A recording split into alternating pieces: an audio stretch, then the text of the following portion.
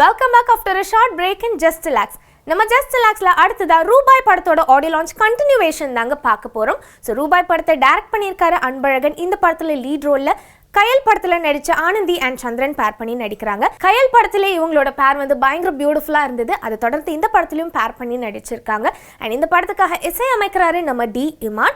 So இந்த படம் பொறுத்த வரைக்கும் பார்த்தீங்கன்னா போஸ்டர் பார்க்கும்போதே நம்மளுக்கு தெரியுது ஒரு கிராமத்து பேஸ் பண்ணின ஸ்டோரியா இருக்குமா அப்படின்னு சொல்லிட்டு. பட் இதெல்லாம் உண்மையா போயா அப்படிங்கிறது நம்ம படம் பார்த்ததுக்கு அப்புறம் தான் தெரிஞ்சுக்க முடியும். ஸோ இந்த படத்தோட ஆடியோ லான்ச்ல நடந்த நிறைய சுவாரஸ்யமான விஷயங்கள் உங்களுக்காக காத்துட்டு இருக்கு. வாங்க பார்க்கலாம்.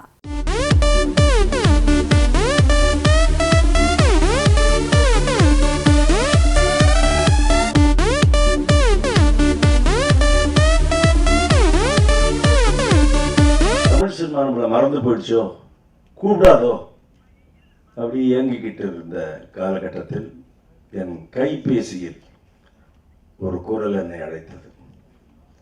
அது வரம்.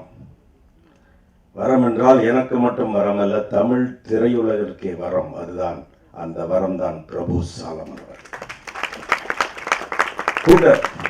கூப்பிட்டு கதையை சொன்னாரு.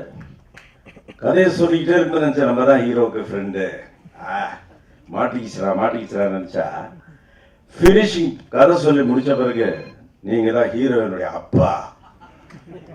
ஷாக்கா எப்படி சந்தோஷமா சிரிச்சேன். என்ன சிரிக்கிறீங்கன்னு? இல்லை சார், எனக்கு 2 ஆம்பளை பசங்க, எங்களுக்கு பொம்பளை பிள்ளை இல்லைன்னு சொல்லி எங்களுக்கு ரொம்ப நாளாக ஏக்கம்.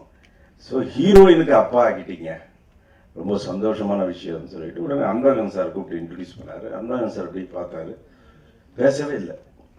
ஒருவேளை ப்ரொடியூசர் பிரபு சாலமனுக்கு ஓகே ஆகிடுச்சு, இவருக்கு ஓகே ஆகலை போல இருக்கு. அப்படின்ட்டு சார் நான் அப்புறம் பேசுகிறேன் சார் அப்படின்ட்டு. அப்புறம் 2 நாள் கழிச்சு ஒரு ஃபோன் வந்தது.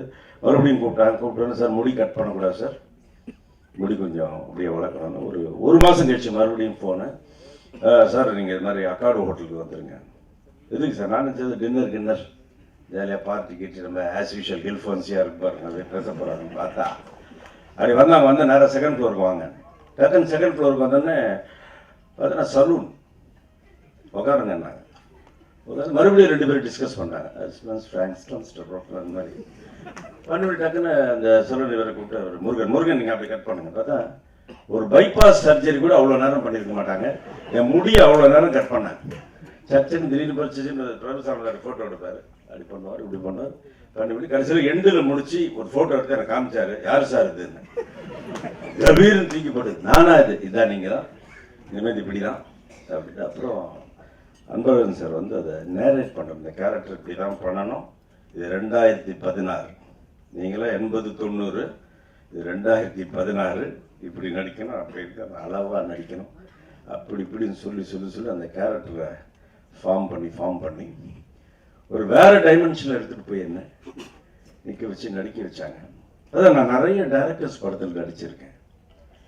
எல்லா இயக்குநர்களும் நடிகர்களாக்குவார்கள், ஆனால் பிரபு சாலமன் அவர்களும் அன்பழகன் அவர்களும் கதாபாத்திரமாக்குவார்கள். ஏன் சொல்கிறேன் என்றால், இந்த வேளையில் என்னுடைய அந்த தம்பி துஷ்யந்த் இருக்கிறார். கதாபாத்திரத்திலே அந்த கதாபாத்திரம் வாழ்ந்த உலக நடிகர், என்னுடைய கலைக்கடவுள் நடிகர் திலகம் சிவாஜி கணேசன். கண்டிப்பாக அவர் இருந்திருந்தார் பிரபு சாலமன் இயக்கத்தில் நடித்திருப்பார். அதுக்குதான் என்னமோ தெரியல, கும்கியில வந்து விக்ரம் பிரபு நடிச்சிட்டார். திரைப்படத்தில் மறுபடியும் என்னுடைய வலது கை அப்படின்னே சொல்லலாம், யுகபாரதி அவரோட சேர்ந்து ஒர்க் பண்ணுறதுல ஒவ்வொரு முறை வேலை செய்யும் போதும் அவ்வளோ ஆனந்தம், ஐயையோ ஆனந்தம் தான். ஸோ இந்த திரைப்படத்துலேயும் எனக்கு ஒர்க் பண்ணும் போது அவ்வளோ ஆசையாக இருந்தது. இதில் 4 பாடல்கள், அசத்துதே அப்படின்னு ஆரம்பிக்கிற ஒரு பாடல், அது அடியேன் நான் பாடியிருக்கிறேன். அது அப்புறம் உன் கூட பேசத்தானே ஆசை அப்படின்ற ஒரு பாடல் ஸ்ரேயா கோஷல் பாடியிருக்காங்க அந்தோனிதாசனோட சேர்ந்து. அப்புறம் பார்த்துக்கிறேன் உன்னை நல்லா பார்த்துக்கிறேன் அப்படின்ற ஒரு பாடல், இது சத்யபிரகாஷ் பாடியிருக்காங்க. அண்ட் டுக்கும் இது ஒரு புது சிங்கர் அனிதா வெங்கட் வந்து அறிமுகப்படுத்தியிருக்கிறோம். அண்ட் ரொம்ப சந்தோஷம், இந்த படம் மிகப்பெரிய வெற்றி அடையணும். எல்லாருக்கும், இதில் சம்மந்தப்பட்ட எல்லாருக்கும் இது ஒரு பெரிய ஒரு மைல் ஸ்டோனாக இருக்கணும்னு நான் எல்லாம் உள்ள இறைவனை வேண்டிக்கிறேன். சந்திரன் அவர்களுக்கு வாழ்த்துக்களை தெரிவிச்சுக்கிறேன். ஆக்ட் பண்ண கிஷோர் அவர்களுக்கும், ஹரிஷ் பிரதர், நான் வந்து ஒரு சீசனில் நான் எந்த படம் ஓப்பன் பண்ணாலும் நடிகர் சூரி இருந்துக்கிட்டே இருப்பார். சூரி எல்லா திரைப்படத்துலையும் பார்ப்பேன், எல்லாத்துலேயுமே காமெடி இருந்துகிட்டே இருக்கும். அது மாதிரி இப்போ ஹரிஷ் அவர்களை வந்து நான் ஆல்மோஸ்ட் ஒர்க் பண்ணுற எல்லா படங்கள்லேயும் வந்து அவர் ஒரு முக்கியமான கதாபாத்திரத்தில் பார்க்க முடியுது. ஒவ்வொரு திரைப்படத்துலையும் வேறு வேறையாக தன்னை வந்து கிளாஸிஃபை பண்ணி ஒர்க் பண்ணுறாரு. அவருக்கு என்னுடைய வாழ்த்துக்கள். அண்ட் இதை வாங்கி இந்த திரைப்படத்தை விற்பனைக்கு வாங்கி இதை வெளியிடுற E5 குரூப் அவர்களுக்கும் அண்ட் காஸ்மோ வில்லேஜ் சிவா அவர்களுக்கும் நன்றியை தெரிவிச்சுக்கிறேன்.